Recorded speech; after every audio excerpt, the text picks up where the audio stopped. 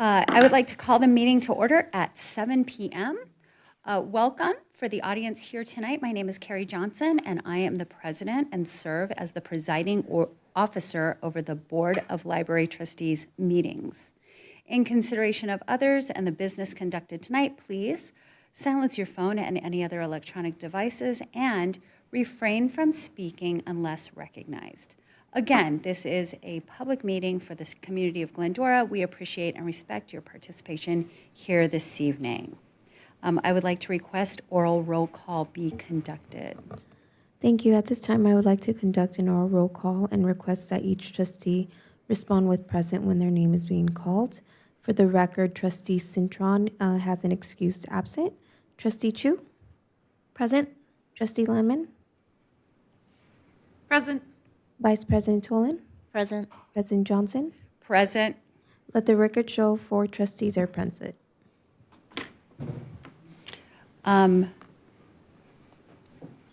Board Member Landman, would you lead us in the pledge? Certainly. Please stand. Put your hand on your heart. I pledge allegiance to the flag of the United States of America and to the republic for which it stands, one nation, under God, indivisible, with liberty and justice for all.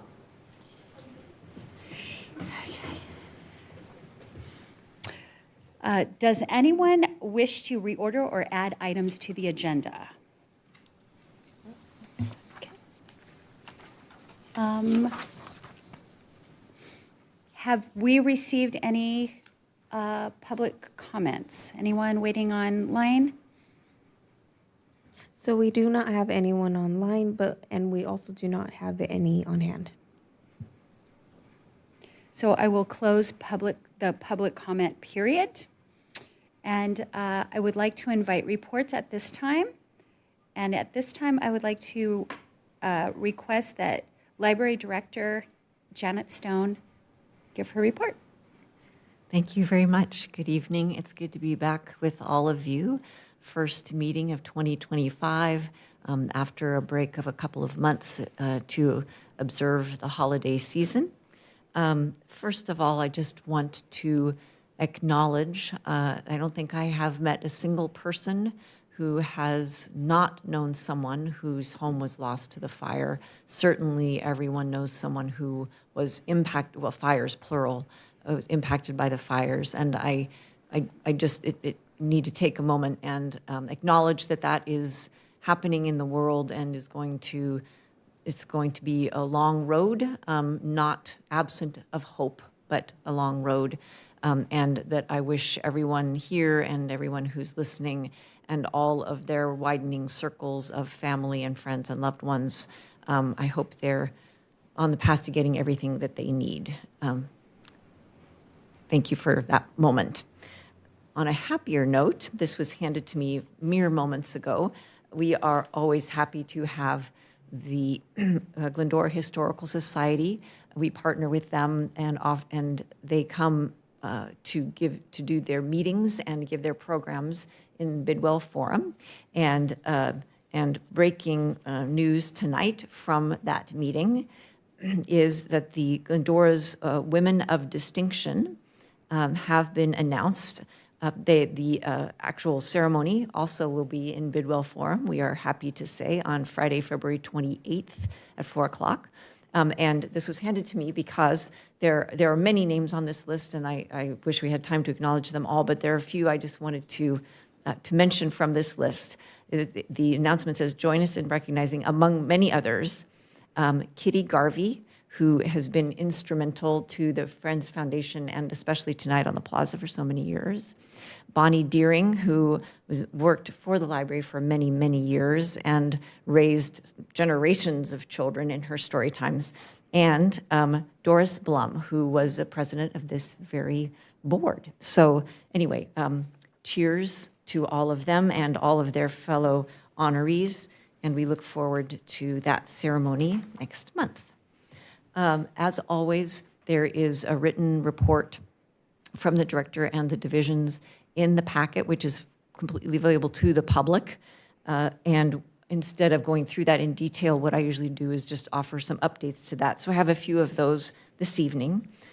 First of all, there was a question about the checkout of our new kits, and wanted to share that these are the new ones, not the parks passes as separate checkouts by themselves, but the actual kits themselves have checked out 21 times in the first 6 months of the fiscal year.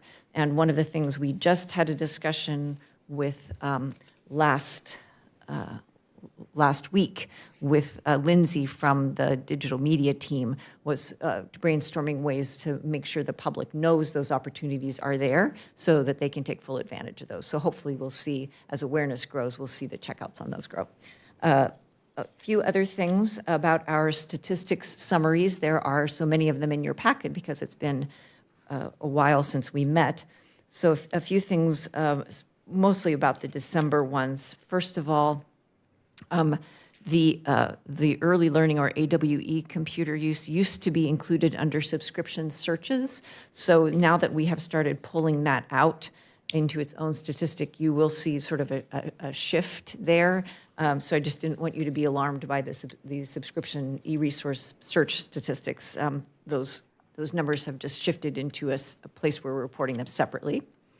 Also, you'll notice for the website that there are no December analytics available. That is an issue that is being worked on with the new website, capturing those statistics from the city's new website. And we will make sure to get that notated in the statistics summary so it is clearer why there's a 0 there. Let's see, a couple of other things about the statistics summary. Social media was impacted by when different programs were advertised. So for example, something as big as the gingerbread houses, if it's advertised in November or December, tends to create a spike. And so when we're comparing month to month to month, you may see what appear to be disparities, but taken as a whole year, you'll still see those same numbers. It just depends on the month that we are advertising. And finally, with regards to the statistics summary, the number of emails, just in general, this is true, can be impacted by how many times we send out to a couple of our different database of email recipients. So we have a list of the people need to opt into that we send out through Constant Contact for, I guess you could consider it marketing purposes. There's also a separate list, which is all of our card holders. And because it's not an opt-in, we reserve those emails for when we need to talk about impacts to library services that all of our card holders need to know about. And when we send that out, that's many thousands of emails. So in months where we, for some reason, need to contact all of our card holders, you'll see a big spike in our email statistics. That's more the anomaly than the lower months where we are doing our standard opt-in emails for marketing with our Constant Contact list. So I hope that makes sense. And finally, and of course, I'm always happy to answer questions if it doesn't. We have found out that our presentation on the budget this year, that is typically done by me and Adam, will happen hopefully in April as opposed to in May. So we will get that adjusted on the standard fiscal year workflow. We didn't get it done in time for this packet. So those are my updates to the written report that is publicly available, and I'm happy to answer any questions you might have.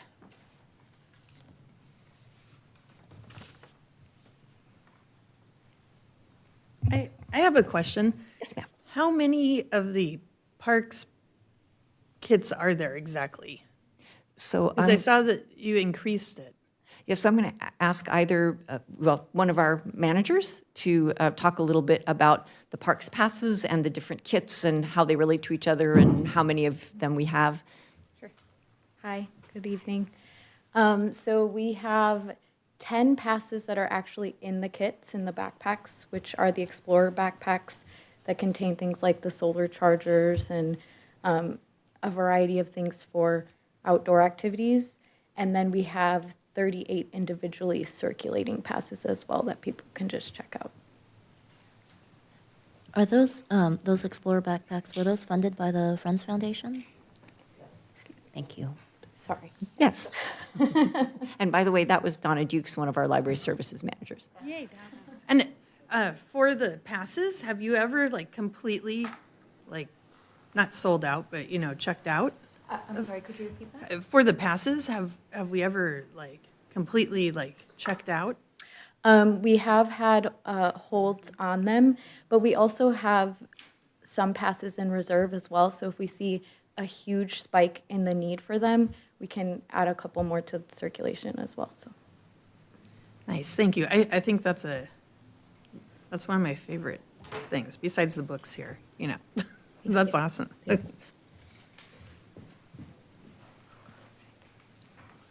Thank you. So seeing that there are no further questions, are we down to special item number 3? And I will hand it to Director Stone. Thank you. This will become more of a team effort here, but I will kick it off. I'm assuming that there is a clicker or. It's up here. I gotcha. Thank you, ma'am. Oh, sorry, Janice. Okay, so since we last met, the mid-year point in the fiscal year has snuck up and passed us by. So as usual, at this point in the year, we are going to be coming to you this month and next month with some sort of halfway through the year updates, and we will kick that off. So first of all, there are several different aspects of library services that we will be updating you on tonight. And so many of these are impacted in such a positive way by the Friends Foundation. We just want to start out by thanking them up front. And if people want to know much more specifically where the Friends Foundation support goes, they can see the monthly director and division reports where we use bullet points, specific symbols to show exactly which kinds of services have received Friends Foundation support. But they are, of course, integrated so widely throughout the next few minutes of presentation. We just wanted to stop and say thank you to them for all the opportunities they make possible for the public. Okay, so the first of the 3 areas that we're going to be covering tonight are the strategic goals. It says 2023 to 2025 because these are the goals as they are provided for the budget document, which of course was a 2-year budget. This is, however, a half-year report for the current year of the 2-year budget that we are in. The full report of these goals and the status is attached. It's in the board packet that's available to the public. And we come to you with many of these things throughout the year. This particular format, I just wanted to acknowledge, is not based on the cross-divisional work that we try so hard to do. So we don't think as very often in our day-to-day operations in terms of frontline services and backstage services and youth and adult, where those we try not to think in those silos. However, sort of administratively, those divisions still exist. And this document is, since it's based on the budget, will reflect some of that structuring. So it's a different view because it is produced for those city budget documents. So we're going to start off with administration, and we're not going to cover every single objective or goal that is in the board packet report, just pulling out a few that we think are worthy of highlights. First of all, there is a goal to, of course, complete this long-going classification study, and the hope of the city is to include it in the next 2-year budget. That would require, if they are able to do that, talking with the bargaining partners, basically the associations and union that the employees are parts of. So that is in the pipeline. We'll see if that happens for the 2-year budget. And the consultant did provide their sort of finalized package of job descriptions to HR, and that happened within the last few weeks. So HR and I will now be getting together to put the city's final touches on those and make sure that they reflect everything we want on our end, so that they're ready for whatever next steps the city needs to take with the bargaining partners and the budget. The there's a goal to develop a public art policy and program. And our piece of that has been to work very closely with community development and put together a virtual tour of community art that's around the city. So if you go to the Clio platform now, you can take this virtual tour of art that is publicly available throughout the city to view. The city is working on enhancing its presence in the community, and the way we are doing that is we are working with many partner organizations, as over 30 of them are on our first contact list, to facilitate a volunteer clearinghouse through Volunteer Match. Also, a city goal to enhance employee development, and you've heard a lot about that in terms of California Library Association, which we sprinkled throughout this whole meeting tonight. But in other ways, we also have staff participating in the Southern California Library Cooperative Mentorship Program and also in the city's Vibrant Communities Program. A couple more from administration in particular. We have made it clear in years past and currently that we are really focusing on making sure Glendora's information needs are not just represented locally, but also at regional, state, and national levels.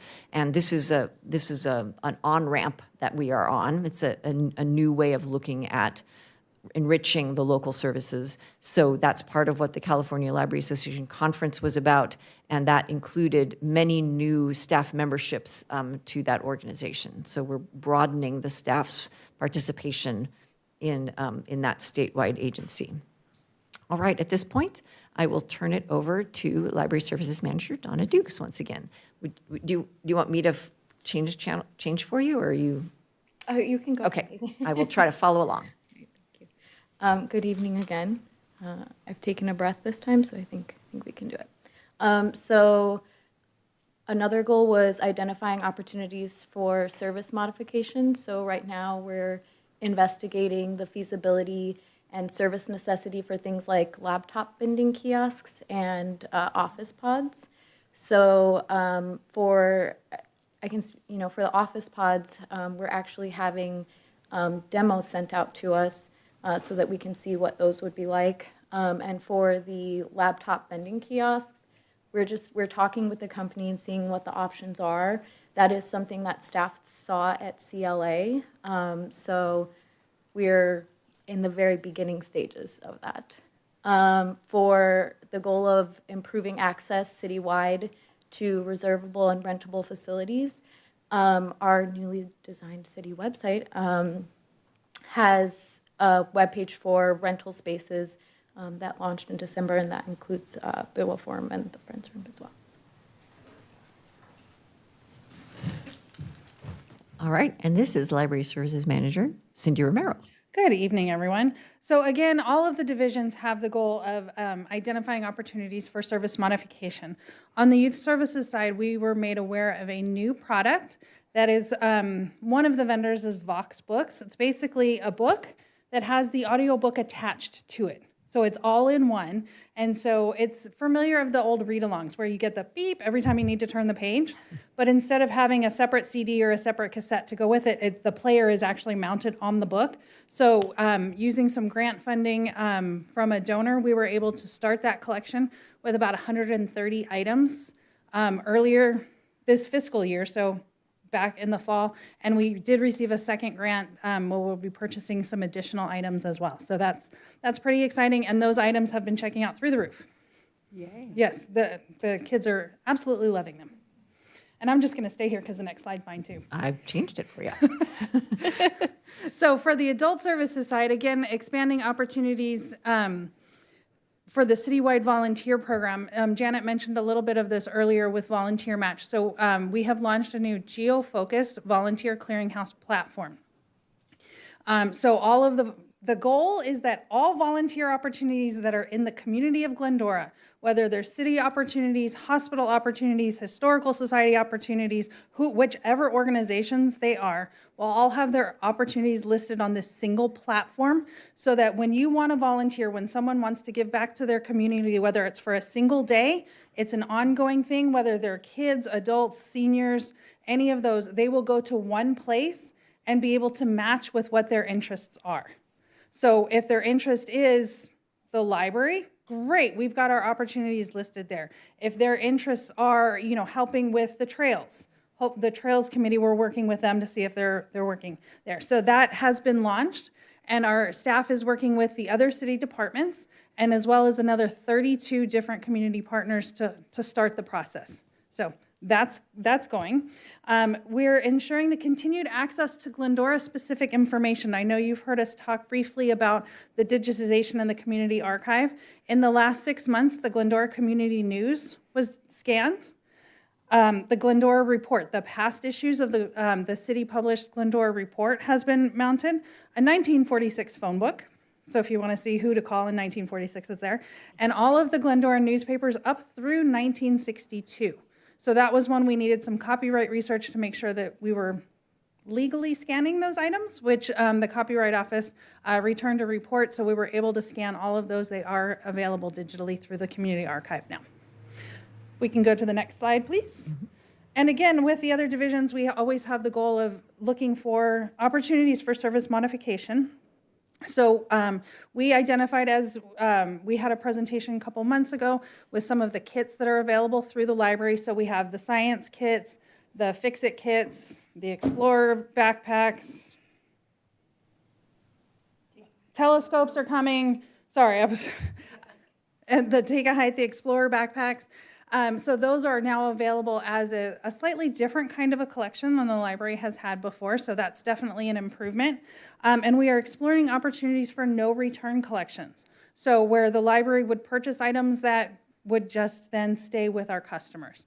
There's some libraries in other areas, I believe San Francisco has done it. Does that sound?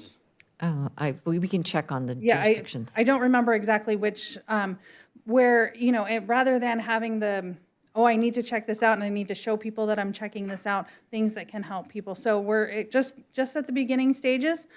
We have traditionally done something that's similar to a no return collection with items like tax forms or DMV booklets, items that we haven't purchased, but we're just taking a look to see if it would be something that would be viable here in Glendora. No promises yet. And in a sense, the Summer Discovery Challenge books you get at the beginning of the year. Yeah, so all the giveaways that we, so that is as well. And I believe that wraps up my section. Okay, thank you very much. And finally, the Development Division, which was created to acknowledge the city's relationship with the Friends Foundation.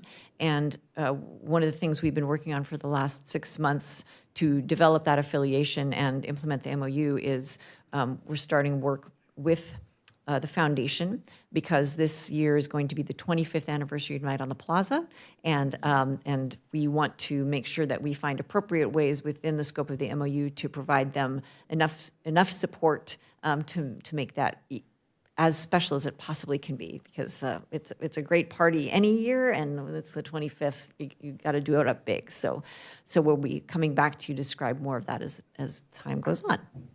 Okay, the next aspect of services that we will be talking about are our metrics or performance measures or statistics, lots of different names for those. And this is our senior management analyst, Elke Cathell. Hi there, so good to see you all again. It's been a long time. So I'll be covering the next two sections of this report, metrics and the budget. And both of the full reports can be found in your board packet and as well available online. Lots of fun to look through all that information. So just some background information on our metrics. Like I already mentioned, the full report is attached in the board packet. The data entry process has been mostly unchanged since 2005, and we have reached out to our IT department to look at modernization of this data entry process to streamline it and make it a little more efficient for us. We also started experimenting with graphics in 2019, so if you look at our statistics report, you will see some graphics in there. And some of the management team actually recently just attended a webinar where it talks about essential data stories and different chart types. I did not realize there was so many different chart types. It was very informative. So we're going to look at that and see how we can incorporate that into our report and to make it a little more dynamic for everybody. Also, the California Public Library Survey is always evolving its data collection, and of course, we always have to stay in line with that. So some of the things that are impacting our statistics is the continued use of constant contact. Janet already mentioned that. We are tracking those separately. This is another one of these cases, and I think Janet already elaborated on that, where we pulled it out of our regular PR statistics, so you'll see a little bit of shift in those numbers. Of course, the customers' use of their own devices is impacting the statistics.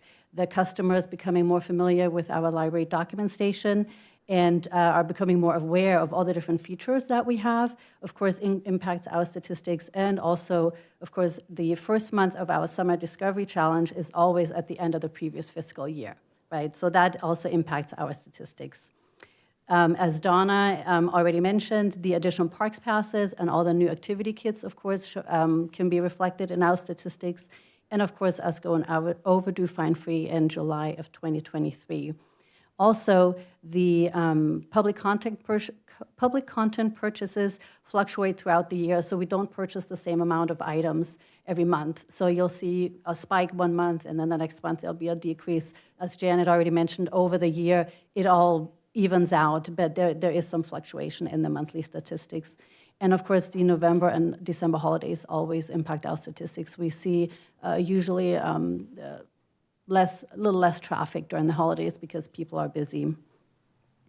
So some more things that impact our statistics. We work in the statistics based on the California State Library requirements. We always have to make sure that our report doesn't need to match, but we need to be able to pull the statistics easily for our state library report. And so we always make sure that our report is modified appropriately. And then we are also seeing a shift away from utilizing social media as the tool of choice to reach the community. And as Janet already mentioned, we did have some issues with data capture for some of our vendors, and we are working on that.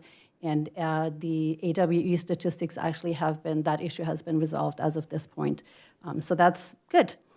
So some of the things to note as you're looking through the statistics themselves, our library visits continue to rise following the closure during COVID. The usage for Wi-Fi continues to be high, so that's a good sign.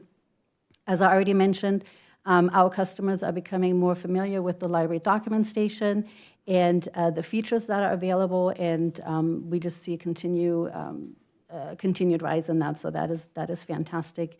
Our customers are taking advantage of the parks passes that we have available and the activity kits that we've already mentioned. We also have 2 iPads available that are available for in-house use, and we have seen some increase in usage for that as well. So we are trying to continuously get the word out on all those different things that are available to our customers.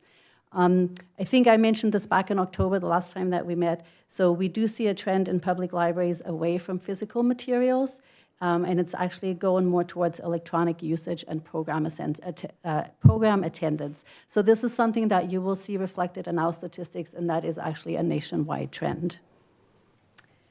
Some other things to point out.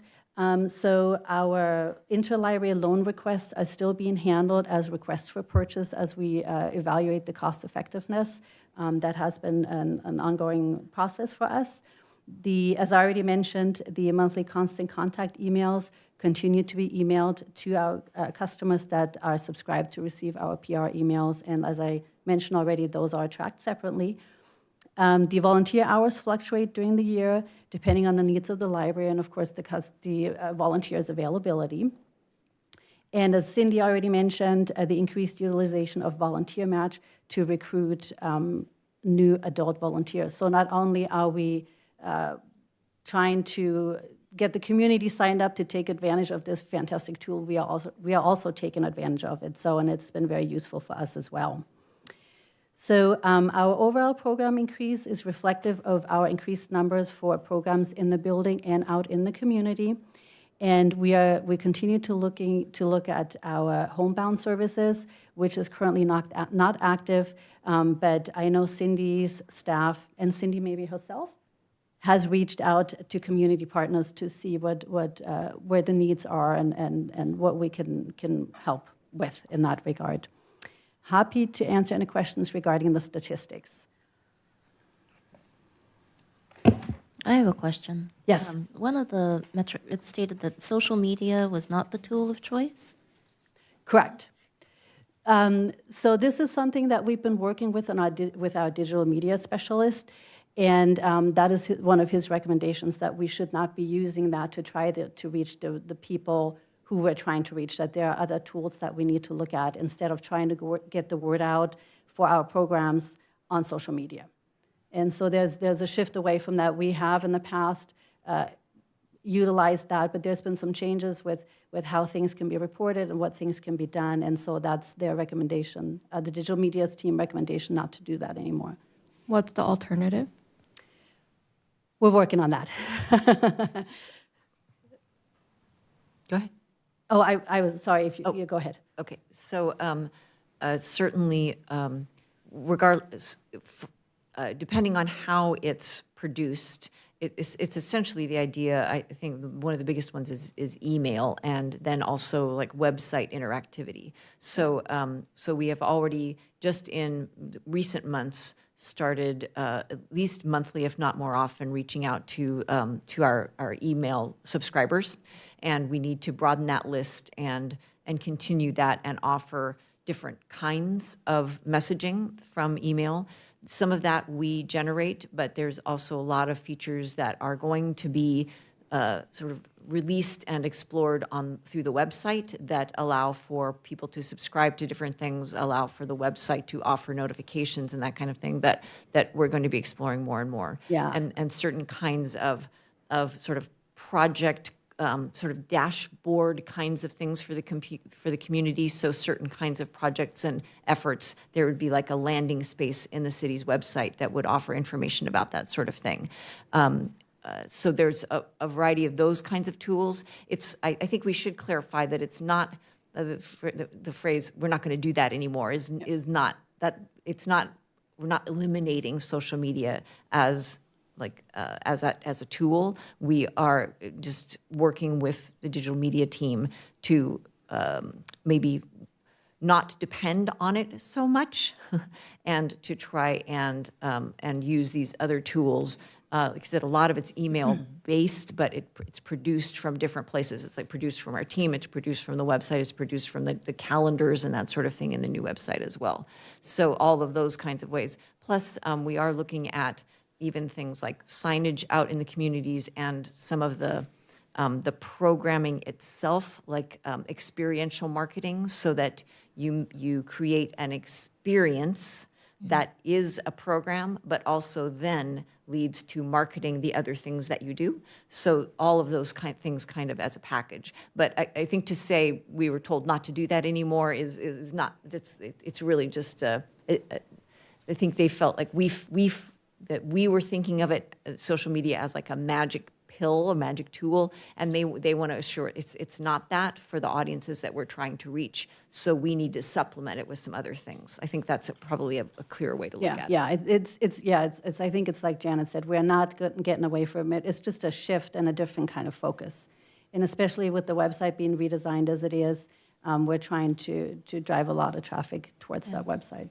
I know I've been receiving those emails about the speaker series, and it makes a lot more impact once it's in your inbox, right? And you can forward that to friends Yeah, and things like and that. we have been working on our constant contact emails on our PR list, and we do get new people that subscribe to it, which is great. So it's slowly growing, and we work on this all the time as far as what kind of message should we get out, what is it that we should be sending to try and get the most information out to, and the information that people may be looking for.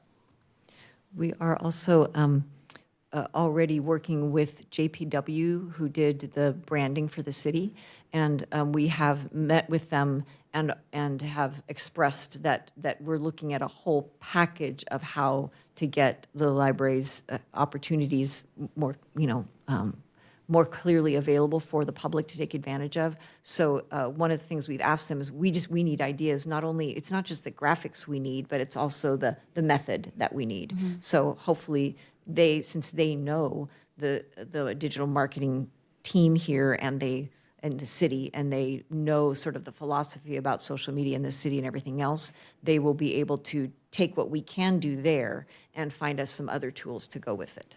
And that's they're professional marketing team. So we're really hoping that they'll provide us some other pathways. Out of curiosity, have you guys explored going back to direct mail? Is that something that we don't think is effective or could not be effective? So we have looked at that not too long ago, a few years ago, and I'd have to look back. I don't remember exactly the outcome of it, but I want to say that the cost for direct mailing was not equivalent to the outcome that we thought we were going to receive. Okay. I think that was one of the things, but I'd have to look back. I want to say that we've looked at that, right? So we actually, yes, I was actually going to ask if Cindy Yeah. would like to talk Did about. we do the music one? So we have, good evening again. So we have done, we did, back when we were doing parent workshops on gaming and how to keep kids safe when they were gaming, we specifically did a direct mail campaign to the homes that had the age of children that we were targeting. The results were mixed. Could have been the topic, could have been the mail, who knows? Unfortunately, the program that we used to be able to define that mailing list is no longer available to us. So there's trying to get those segments and, to mail it rather than mailing it to the entire residents of Glendora. However, the digital media team has recently expanded the activity guide. And I don't know when it came to your homes, if you noticed, the library had a couple of extra pages this time.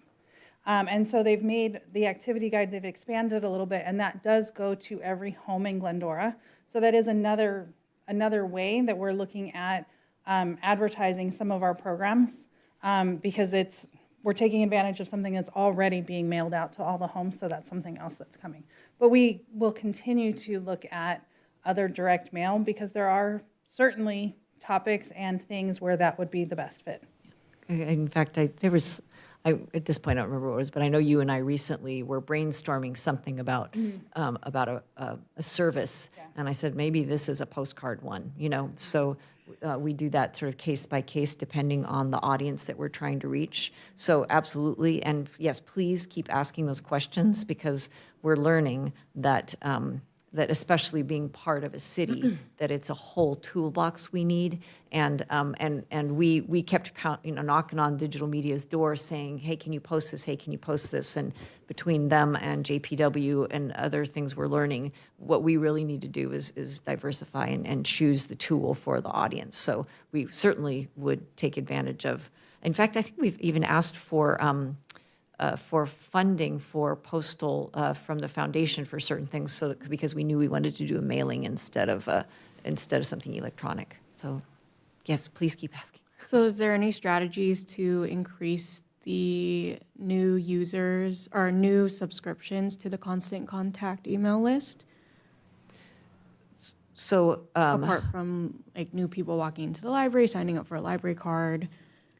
So that is part of I believe it is still part of the library card process, is when people sign up to get a new library card, we ask them if they would like to opt in. They do have to opt in, so we have to get their permission. So that is something that we're doing every time somebody gets a new library card.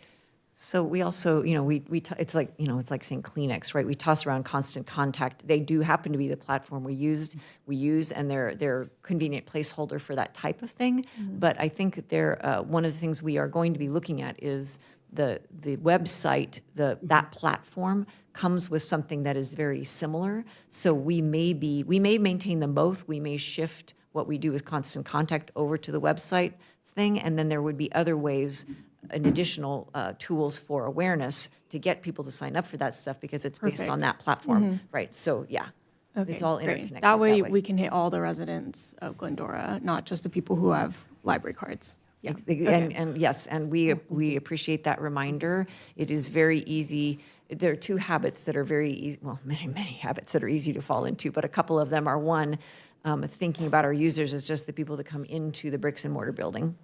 And then a little broader is thinking about our users as people who have library cards. And actually, we need to serve far more people than that. So thank you for that reminder. And hopefully with things like, with postcards and with the more robust website and with the emails that it allows, and with some continued social media, we'll start to put together a toolkit that really gets to more of the 50,000 plus or minus people that we serve. Thank you. And Cindy just reminded me that every time we do surveys, we do ask that question as well. When we survey attendees at programs, correct, Cindy? Any kind of survey. So we are trying to do a variety of different things to get the word out and reach people. It's a constant work in progress, literally, I think. There was one thing I just wanted to add. So Donna has been doing some great work putting together a presentation that shows the impact over the overdue fee free, and because of impacts from fires and other things in the board bracket process this time around, we did not get it included, but she's already got it drafted, so we will be sharing that with you and with the public but next month. Thank you, and thank you, Donna. Any other questions? Thank you, excellent questions. All right, so we'll move on to the budget now. All right, a little bit of background information. Apologies, we are going to go a little bit way back because we are covering a 2-year budget, so I wanted to make sure that we include all the background information for you. So back in January of 2023, the Board of Trustees reviewed and approved the library's proposed master schedule of fees for the fiscal year 23 and 24. Then in February of 2023, we started. Oh, did I say January the first time? Sorry, I meant January. Now we're in February of 2023. We started the 2-year budget process for fiscal year 23, 24, and 24 and 25. In May of 2023, the Board of Trustees received an update on the proposed 2-year budget and the capital improvement program for those 2 fiscal years.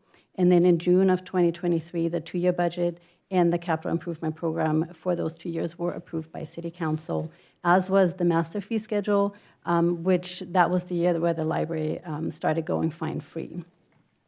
So then in January of 2024, we submitted the mid-year review for the fiscal year 23-24, and our recommendations at that time included increases to the utility charges, adjustments to our revenue accounts, and this mid-year review included 5-year projections. The Board of Trustees reviewed and approved the library's proposed changes to the master fee schedule for fiscal year 24-25. Then in April of 2024, the mid-year recommendations were approved by Council, and then in May of 2024, the budget process for 24-25, the mid-cycle budget, began. In June of 24, the 24-25 mid-cycle budget was approved. So here we are in January of 2025. Our mid-year review recommendations were submitted to Finance, and tonight on the agenda, you will see that you will be reviewing our proposed updates to the master schedule of fees for fiscal year 25-26. Also, our 2-year budget process for fiscal year 25-26 and 26 and 27 begins again. So what's anticipated is for February of 2025, that our mid-year review recommendations are scheduled to be presented to Council. And then in April of 2025, as Janet already mentioned, there will be a budget and capital improvement program presentation to the Board of Trustees. It is anticipated that in May of 2025, the Council will consider the 2-year budget for adoption. All right, so let's get to some of the impacts to our budget here. As I've mentioned in the past, inflation increases in costs, personnel, postage, utilities, all those increases, of course, affect our budget. Alignment with strategic framework with an emphasis on library staff, participating in regional, state, and national leadership, as Janet has already mentioned during our goals, is something that impacts our budget. Unfortunately, there are still some supply chain issues and extended lead times that we're experiencing.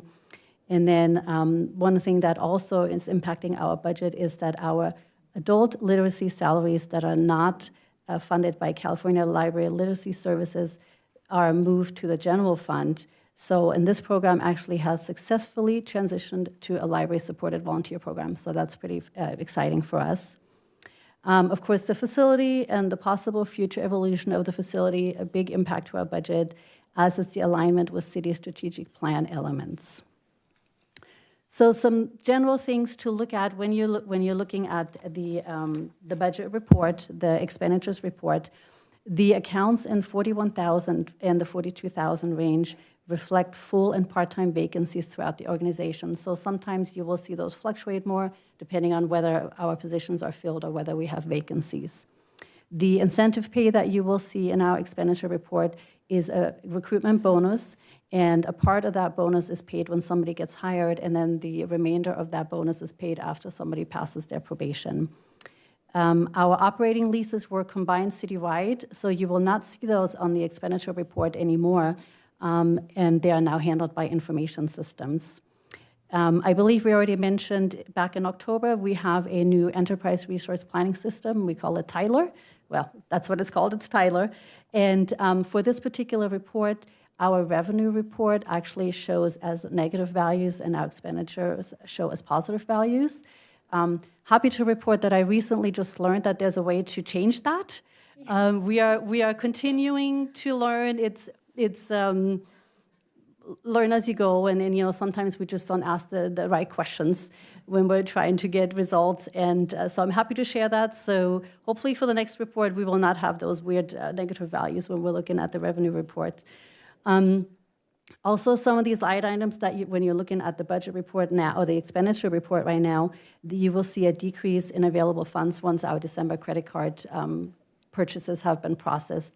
They are all held until all the credit cards the costs or the expenditures are processed, and then they're deducted from the line items. So you'll not see those reflected until all that process is complete. All right, so moving on to administration and development.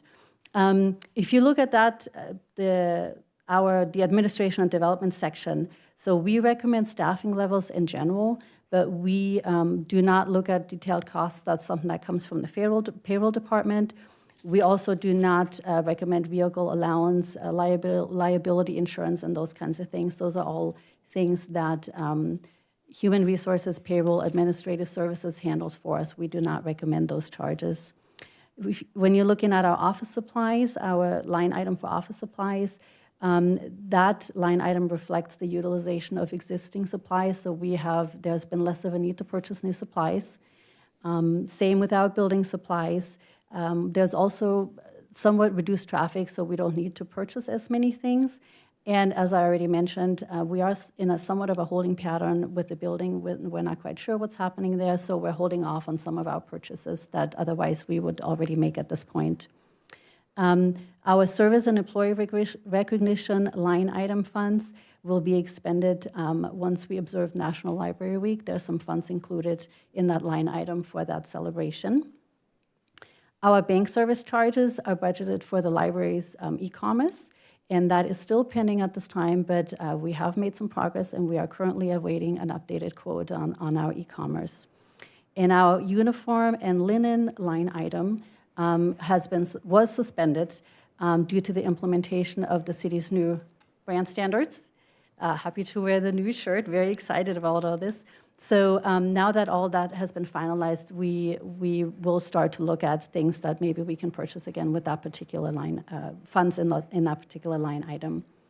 So for support services, the division supplies reflect reduced traffic and fewer items being repaired.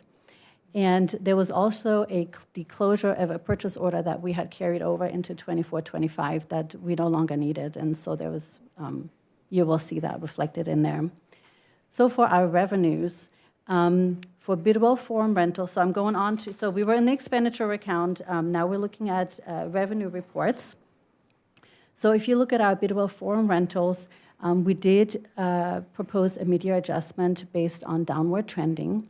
The previous year's revenue included several private party reservations, and we didn't have that this year, and so the revenue was decreased because of that. We are looking at ways to increase the visibility of the library's rental facilities.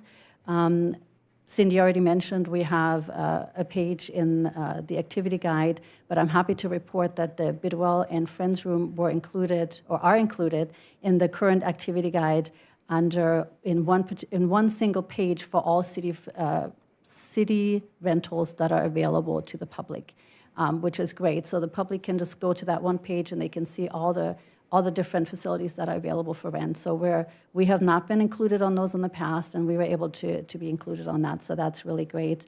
And then also on the newly designed webpage, we are part of, again, it's one location where customers can shop for all the available city facility rentals. So that's a plus, and we're hoping that it will increase our visibility. We are always looking at ways to get the word out that Bidwell is available. We get so many comments that people don't even know it's available, and so always looking for ways to spread the word more.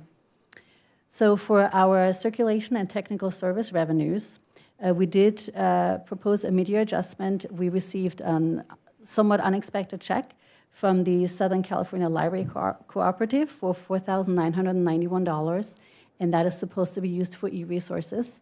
And that check needs to be appropriated because we didn't know it was coming. It wasn't reflected in the budget. So it will be, we've asked as part of this mid-year that it be appropriated. For our copy fees, we are actually proposing a slight increase based on year-to-date revenue so far. So that's exciting. And for the library fines and fees, these just reflect the library going fine-free in July, so in July of 2023. So no adjustments were requested to that. And then for the Friends Foundation grant funds, the expenditures and revenues are actually under adjustment as part of the mid-year process. The numbers that we put in there were just original placeholders when we started the 24-25 budget. So they will be adjusted now with the correct numbers for the grants that we were approved for. Happy to answer any questions you may have.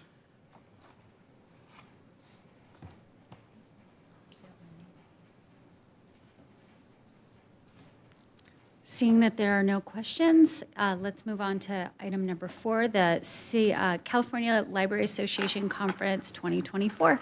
And I will hand it to Director Stone. Thank you very much, and I will turn it immediately over to Donna. Hi there. The clicker's right there. Oh. Just middle button? Okay, got it. Sorry, this is my first time using the clicker.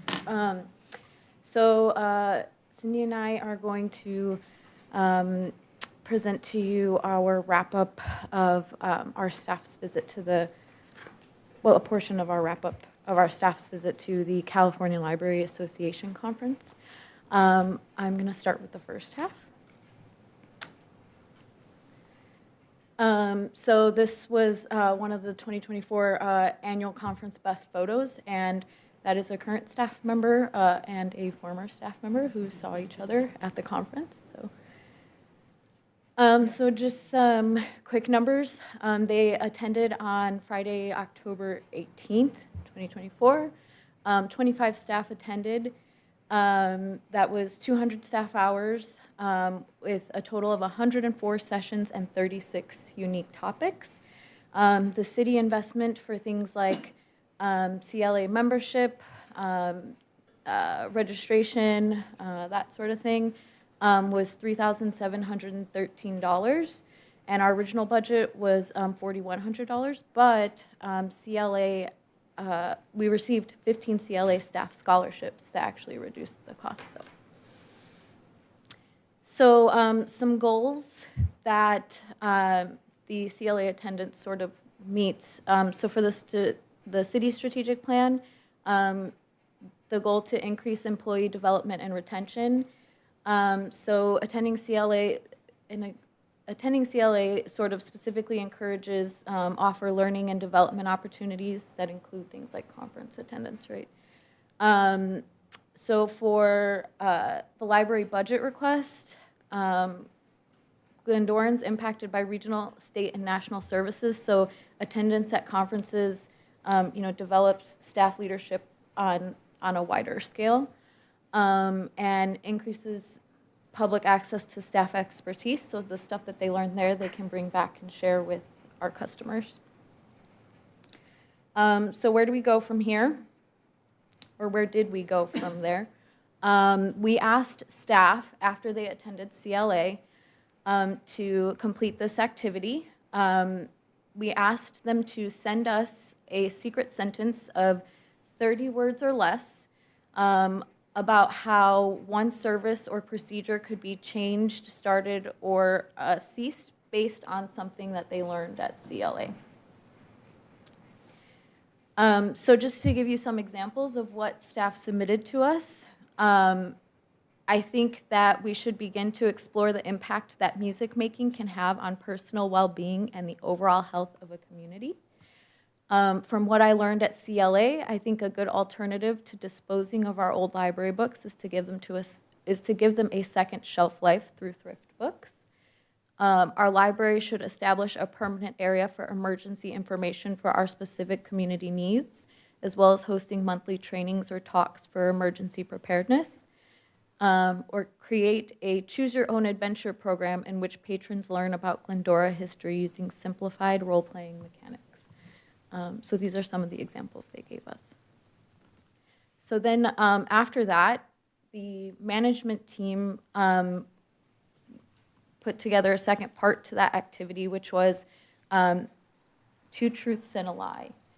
So what we actually did was we took 2 of the sentences that they submitted to us and considered those the truths, and put them in pairs and asked them to come up with a lie or an example of a service that could be started, changed, or ceased as something that they hadn't learned about at CLA. So an example, someone said, establish a virtual reality learning program for seniors to learn about how to navigate technology. And so then we discussed it at an all-staff meeting that our city manager, Adam Raymond, attended, and he actually participated in the activity. Now it's Cindy's turn. Thank you. So continuing on with the analysis post-CLA, after we had the 2 truths and a lie, the pairs were then put together with a second pair into groups and given further assignments on how to evaluate those truths and lies. So, rather than just, okay, we've got a whole bunch of things, we really wanted them to work through the process. So we asked them to complete the chart, the urgent, not urgent, important, not important, to see what would rise to the top. And what rose to the top, the only one actually that came out as important and urgent was avoid employee burnout by finding creative ways to support each other, either through a buddy system, fun monthly activity geared at reducing stress, improving morale, and promoting teamwork. So the management team has started to look at ways that we can do this and ways that will be involving staff. So that was the first step that they had. We also asked, with all of the truths and lies that they had, what city goals would be met. So what we were talking about earlier with the city goals and economic development, employee retention, and all of those, which city goals would be impacted by those specific truths and lies, which library responsibilities would be met or would be furthered by those truths and lies if we were to put on that program. What would it cost to implement those programs, to implement one? We didn't ask them for their whole group. And to create a plan that could be done within 3 months, or at least started, those first steps started within the next 3 months. So we had a couple of things that came out as potential outcomes for those 30-day project ideas. The ideas, the projects, they're still under works. We're still working through them, so more to come on that later. But some of the potential outcomes would be that children would gain experience in a low-stress environment, building valuable literacy skills, increasing critical thinking and teamwork skills, increased community preparedness for emergencies. You only get one guess as to which one that went with. Just saying. the community would be more confident in volatile situations and increase knowledge, community engagement, and hands-on learning. So those were just some of the impacts that our staff believed those programs could have. And that is where we are at this point, but then we will be continuing to report out, and you may get to see a couple of those 30-day projects come to life, or 3-month projects, and some of the staff reporting on them in the future. And I know Don and I would be happy to, and Janet would be happy to answer any questions you may have. I have a question about the Choose Your Own Adventure program. Yes. Do you know about, like, are you already starting to plan it? No. Or what's the process, what's the progress on it? Because that sounds really exciting. That is one that the staff is actually not recommending. I know. So that was one, the staff attended it, the state library actually put on the program. I originally thought it was a virtual program. I tried to send the staff to the program, and then, staff's like, oh, I get to go to Sacramento. I'm like, oh, sorry, misread that. So he attended the session that was how to put it on, and it was really a local history, like walk through local history kind of a thing. And I gotta say the staff was not overly impressed with the mechanics of it. Well, it sounds almost like you're already kind of doing it with the Yeah. historical tour in a way. Yeah, so you know? there's some elements to it. It just didn't turn out the way that, You envisioned. yes. Okay. All right.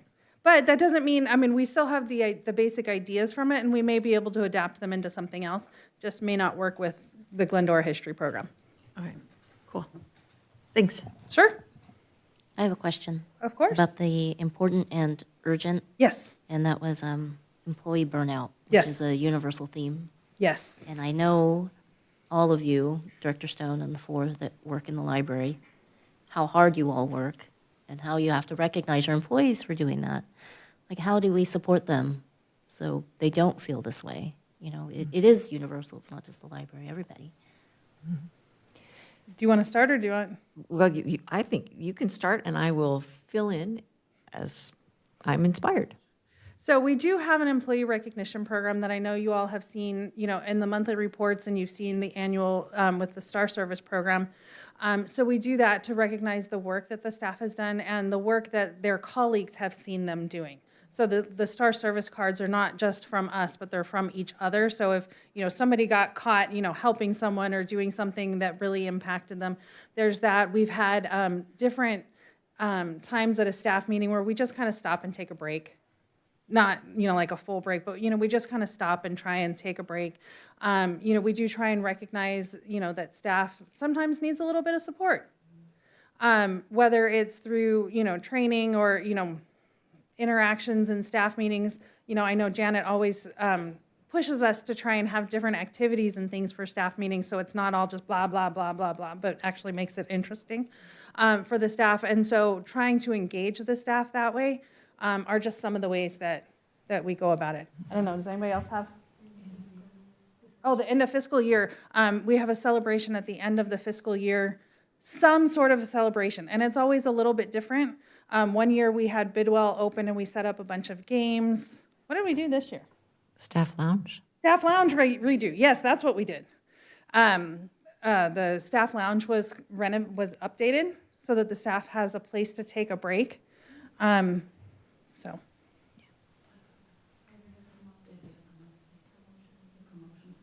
Right. Well, you guys can come up here and talk.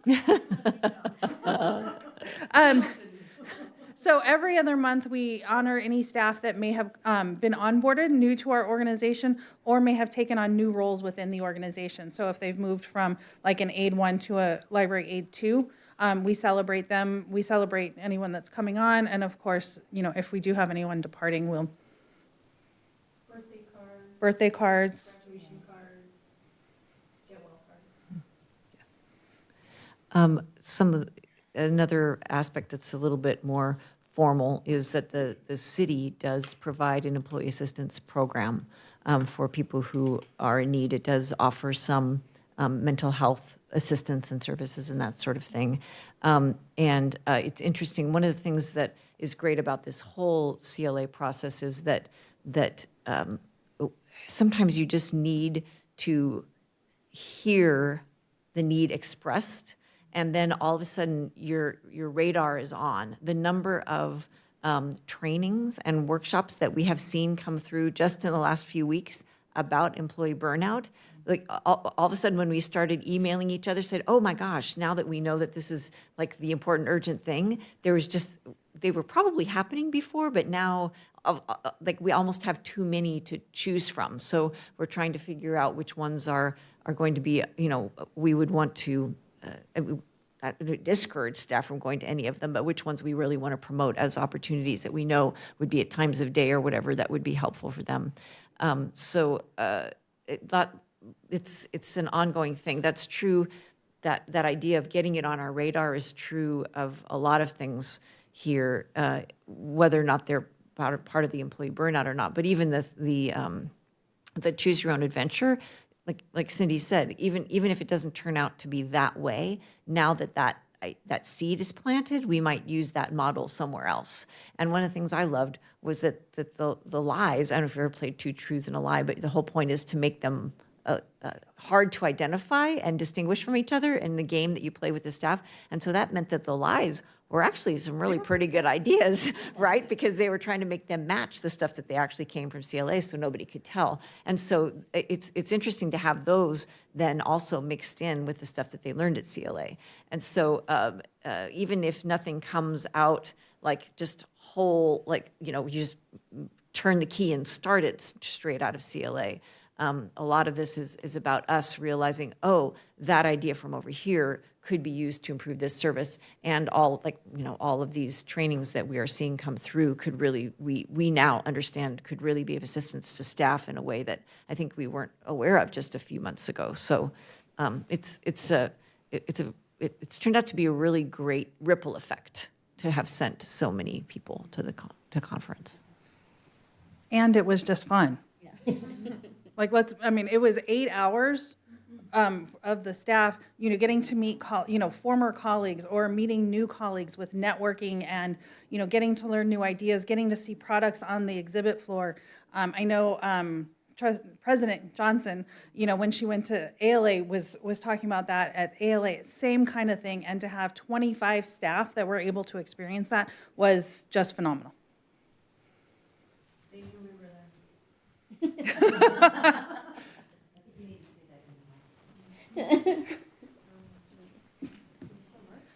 She said they knew we were there. I have a question also. It reminded me, so you redid the lounge. That's cool.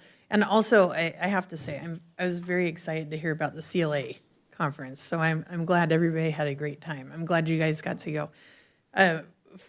Before in the past, you had the SOS thing, and then you had food collections. Are you still doing that in the lounge area? Yes, we still do. Okay, all right. Just checking. Yeah. And when you say that the amount of time and ideas and kind of rejuvenation that you gleaned from that day at CLA was like pennies on the dollar. Mm-hmm. I mean, the financial investment was very, very low, and the return in terms of just pure inspiration and ideas and interfacing with all of your colleagues. And in case people haven't noticed, librarians are very smart people, and they have wonderful ideas. And when they get together, do you know what I mean? So just for me, in watching librarians interact at these conferences, it's so inspiring to see everyone kind of just feed off of one another with all of their brilliance. And so did you feel this way in attending the conference? Oh, I did, definitely. I think any time that you can meet in a group like that with others, anytime you can network, anytime you've got some of those people that are presenting the great ideas and great things that they're doing at their library. One of the great things about libraries is we don't compete with each other. We're not out there going, oh, we're better than them. I mean, we kind of do, but not really. But oh, you've done that? Can you share how you did that? Can you share how that was successful and the impacts that that made on your community so that we can look at it for our community?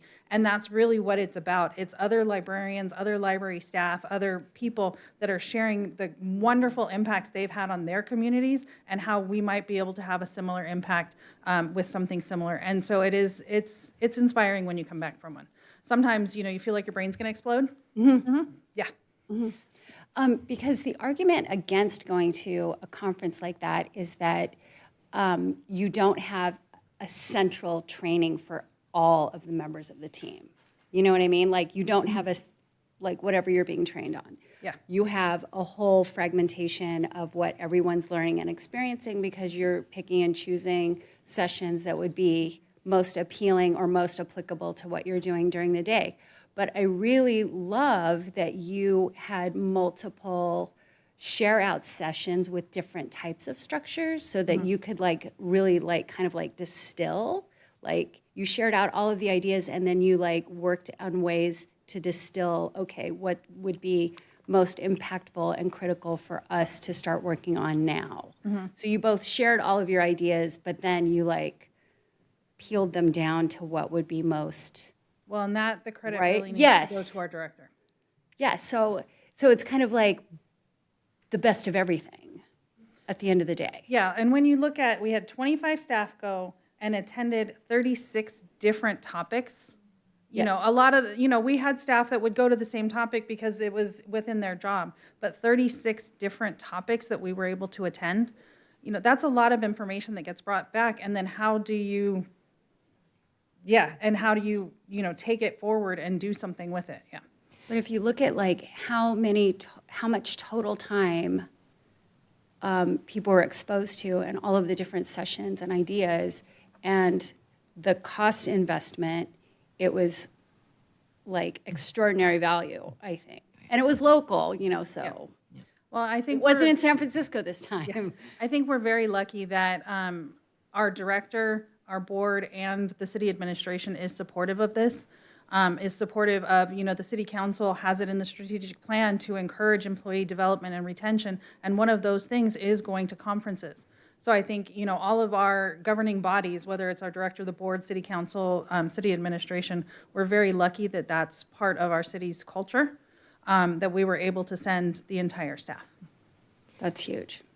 If I may, I'd like to shoot some credit back that direction too, because one of the things that was very carefully engineered was that I think every session that the staff went to, there was at least one manager there. And it wasn't because we wanted to make sure they went or that we, but that helped us understand the context for the ideas that they brought back, right? And we could help them shape that discussion afterwards because we had that supervisorial and managerial sort of ear and eye in the room, not to regulate, but to help offer context and help draw out those ideas afterwards. And that took a lot of planning from this team here. So that was a great thing.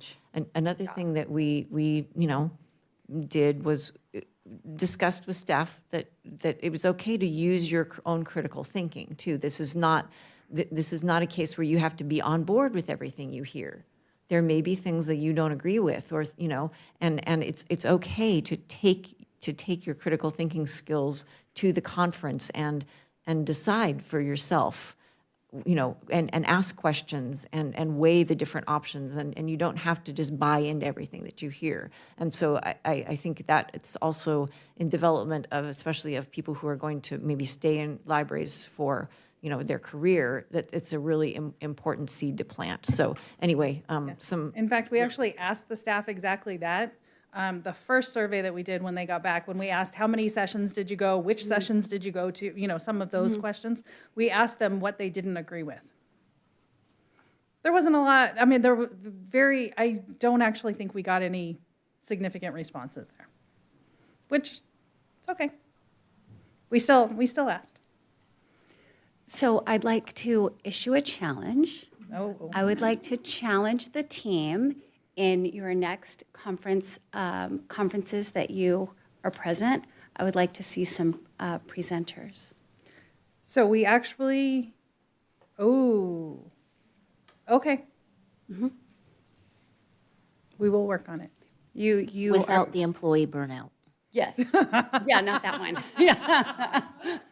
She's talking about us presenting at the conference. Yeah. Yes, you. That's a good way to get. Because, Yeah. yes, you are very masterful at what you do here, and, but very quiet. I did apply for one, not this year, a couple of years ago. I was turned down. You got to keep applying. Yeah, keep applying, keep applying, keep applying. You will get accepted. Do you have any ideas of what you may want to present? Not for CLA. I did one at the Charlotte Huck Literature Festival. I did a couple, yeah. Do you have any ideas of what possibly No. you guys, like, anybody excels in, like they want to just share? I think there's a lot of things that our staff excels in. I think some of it will depend on whatever the conference theme is. I know all of the sessions this year, the theme for CLA was a shelf care, like a play on self-care. So a lot of the sessions, like the employee burnout one, really kind of focused on how to either take care of the shelves or take care of the people. And so they really focused the acceptance of proposals on topics that related to that theme. So I think some of it will depend on what the themes are. And some of it will depend on what's going on at the time. There may be projects at the time that are just completely out there that no other library has done, or we don't realize other libraries have done. And so we'll pick specific topics that are maybe just not the run of the mill.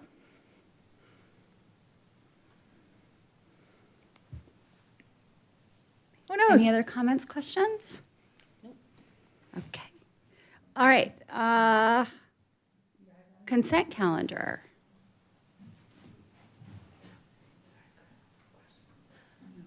Does anyone wish to pull or comment on any of the consent calendar items? If there are none, can I have a motion to approve? I would like to approve the consent calendar. Do I have a second? I'll second. So we have a motion made by Trustee Landman and seconded by Vice President Tolan. I'll now conduct a roll call. Trustee Chu? Oh, Trustee aye. Landman? Aye. Vice President Tolan? Aye. President Johnson? Aye. Motion carries 4-0.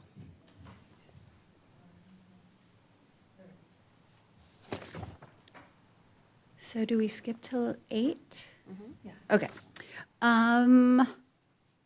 So we're going to be looking at Board of Library Trustee goals. So I read the title into the record. Mid-year review of Board of Library Trustee goals. And I would like to invite Director Stone to report. Thank you. Next slide, or I'm sure I'll take it if. Oh. Ooh, careful. Careful. Okay.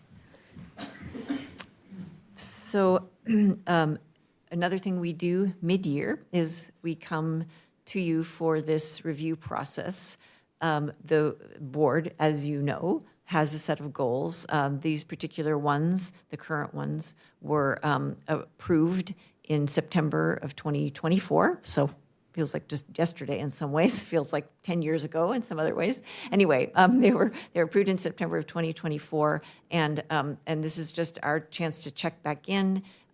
They're in the packet along with some of the other documents that give those goals context, how they relate to the city and that sort of thing. And it's just a chance for, if you choose to assess any progress, plan for the next 6 months, we just have a discussion about that, see if there's anything that you want to adjust or change.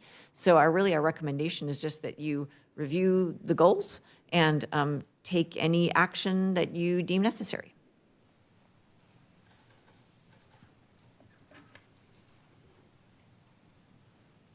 So I'd like to request a motion to approve.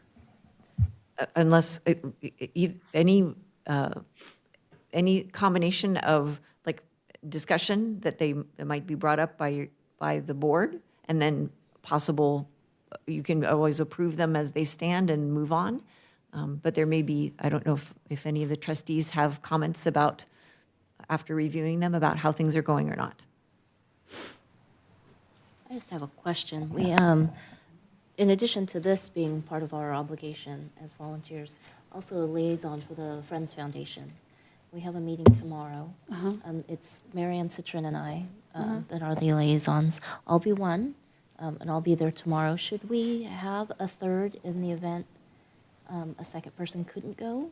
Is that something that This, seems Does prudent? that become like a Brown Act then? yeah, it needs to be sticking with what we're With two. discussing right now. With two, and if, so there wouldn't be a third that would opt in if the second couldn't go? I am going to bring up the bylaws right now and see, I think there may be, I'll have to see if the wording allows for that, right? So hang on just a moment, and if you have other discussion items, I'll chime back in when I've had a chance to bring that up for you. That's the only thing that I wanted to bring up. And is there also a way, like, we could have a reminder about, like attendance, So you know, like attendance responsibilities? Or the recommendation right now that we are voting on is for review the status of the board goals and to take action on any reports or revisions as needed.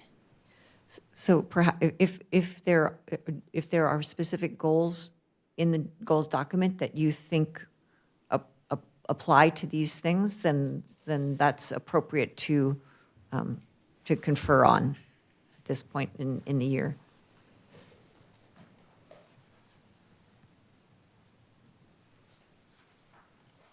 If you want to talk about attendance, Erica, I think that fits into goal number 2. Yeah, I thought I saw it in there, I just didn't remember where, but just like a. 2 and 4, I think, yeah. Yeah. I think it's important, like, for people to take it seriously, like, to attend regularly, you know, and like occasional catastrophic situation that's like right there and people get sick, but, you know, it's kind of a bummer when it's like, I don't know, personally, I take it like really seriously and I make sure I come here, but if there's ever some kind of a serious situation, I know you guys would like understand, but then it's just very frustrating when there's consistent absenteeism, and it just makes me kind of sad, you know, to see that somebody, maybe they feel that it's important to join, but then it's also important to follow through and to be here. I know I don't know if I sound mean or something, but it's just very frustrating when you take time to do your I understand what you're best. saying. I mean, we have to have a quorum in order to have this meeting, right? And Yeah, and I wish I could be backup friends person. I would totally be there, but I understand. Like, I would totally be. I was just sad. asking the question if that was something that's I would totally be willing to do allowed it. or but prudent. sorry. Yeah. It's just, I feel it then becomes burdensome to the rest of the people who are here with excessive absences and stuff. So we can, there are several things I hear. And I know that some of this is a process that's managed by the clerk's team in terms of identifying excused absences, unexcused absences. There are guidelines for how many meetings you can miss under each category. I think we already heard this evening that, for example, we do have an excused absence this evening. I also know that I have provided updates on status, and there are probably topics that are and statuses that are less appropriate to discuss in detail on the dais. And I don't know if we can check in with the clerk's team and find out what our options are, and maybe have a review of exactly really what the actual city guidelines are on absences and that sort of thing. But I think in terms of a public discussion, there are a few factors that we want to make sure are clear. That there are differences between excused and unexcused absences. I know the board has received updates, and there may be things that, other than the city's rules in general, that as I think you're sensing, are a little bit difficult to discuss on the dais. So I'll check in with the city clerk and find out exactly how to handle that discussion. But it can be complicated, and there are multiple concerns on top of simply whether somebody's attending or not. Okay. Would it be helpful for item 2 to be a little more specific about attendance at events? So like attendance at events for instance, Night on the Plaza and Battle of the Books and, library awards and trivia night and. So there are a couple of things that we do regarding the Board of Library Trustees goals. Once a year, we bring them to the board to see if you want the goals themselves changed. And then we bring them halfway through the year to say, given that they were established at the beginning of the year, how are we doing? So it sounds like a couple things. We need a sense of benchmark of how we're doing. How are we doing in terms of attendance before we start challenging that we're not? I think we need to understand the benchmarks. For this particular question, we don't at the moment have those metrics, but there could be a discussion of how you sense you are doing given the goals that are already in the document. And then there will be a chance, as there is every year. Probably we usually try and agendize that, I believe, in July. If the board meets in July, there's a chance to revamp the goals, and you could actually,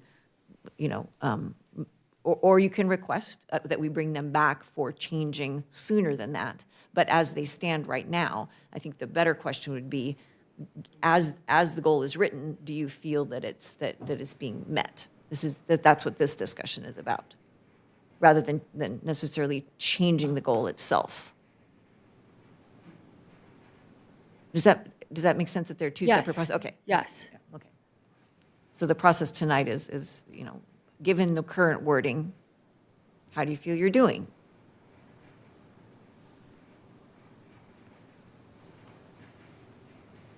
I don't have any comments or changes to make to the document.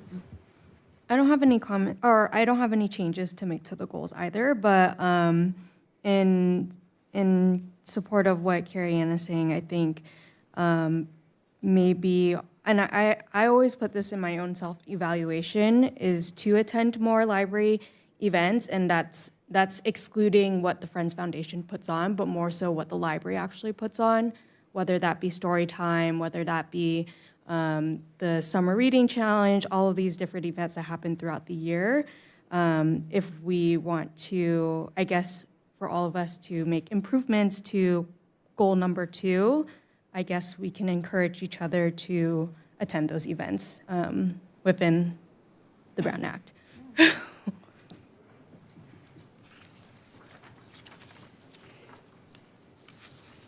I think it would really show cohesion, to show up in force to support the library's events. So it's best practice, to do that. So that's good.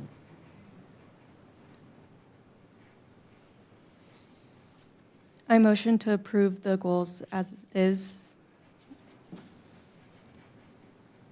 I'll second. Okay, so I have a motion made by Trustee Chu, seconded by Vice President Tolan. I will now conduct oral roll call. Trustee Chu, Aye. Trustee Landman, Aye. Vice President Tolan, Aye. President Johnson. Aye. Motion carries 4-0.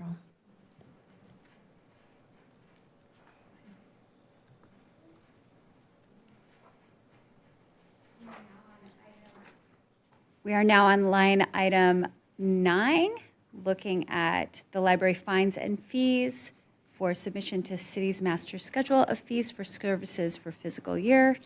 And I would like to invite Library Services Manager Donna Dukes to share up.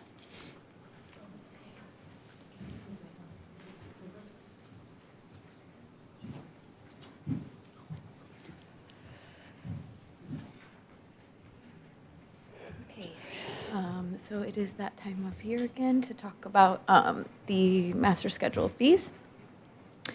So for a little bit of background, every year the City Council adopts the master schedule of fees for services, and it incorporates fees that are recommended by the Board of Library Trustees, and it passes through municipal fee setting procedures. So in January 2024, the board approved for consideration by the City Council the library's proposed updates to the master schedule of fees for service for the fiscal year 2024-2025. And the recommendations included the following: eliminating fees that were no longer applicable, maintaining consistency across customer agreements, increasing the fee for test proctoring to more closely reflect the market average, correcting grammatical inconsistencies and clarifying processes and dates, and reorganizing the narrative to correlate with all related fee tables. So that was what happened last year. So the current schedule is evaluated by library divisions, and then the year's files are reviewed for any new issues. Fee surveys are conducted for surrounding libraries of similar size, and other departments' fees are considered as well. So our current recommendations reflect clarifying language and adjusting procedures based on recommendations from risk management and to maintain consistency across city departments, and adjusting minimum charges to reflect current practices. So the clarifying language and adjusting procedures based on recommendations from risk management and to maintain consistency across departments, it has to do with our person on duty charge. So we currently charge $25 per hour per person on duty. So we clarified that. The red is what we clarified, so we clarified that in the red. And then added that events of more than 75 attendees require 2 persons on duty. So that would double the charge to $50 per hour. And then if alcohol is being served, a second person on duty is required regardless of party size. And also an additional fee of $25 per hour per person on duty will be invoiced for any time spent after a scheduled event. And a lot of this is to coincide with Recreation and Human Services. Recreation and Human Services. And then you'll also see in red under the microphone fee use and basic staff assistance, as well as video equipment use and basic staff assistance, meaning that before an event, if they do request those items, that we do provide setup for that, not that we are on call to be the experts should they need the assistance. So. And then the other adjustment was we are adjusting a minimum charge to reflect current practices. So it said in the previous master schedule of fees that we had a minimum charge of $2 for a damaged item. That is actually now $1. We do have things like RFID tags that if only the RFID tag is damaged, we only charge $1. So we just wanted to make sure that it was accurately reflected in the master schedule of fees. So that's not actually a change. It's just a reflection of what we currently do. And the fiscal impact, the adjusted procedures for the person on duty charge are expected to produce an approximate $250 increase in revenue annually. And that's just based on current reservations that would be serving alcohol. So, is this my part also? Okay. We are recommending that the Board of Library Trustees recommend to the City Council approval of the library's proposed updates to the City of Glendora's master schedule fees for the fiscal year 2025-2026. Okay. Also move. I'll second it. Okay, so we have Vice President Tolan motioned it, seconded by Trustee Landman. Now conduct oral roll call. Trustee Chu? Aye. Trustee Landman? Aye. Vice President Tolan? Aye. President Johnson? Aye. Motion carries 4-0. And in closing, I'd like to invite trustees and staff to give any closing comments that they may have. I want to say, like, how happy I am everybody had an opportunity to go to CLA. That's cool.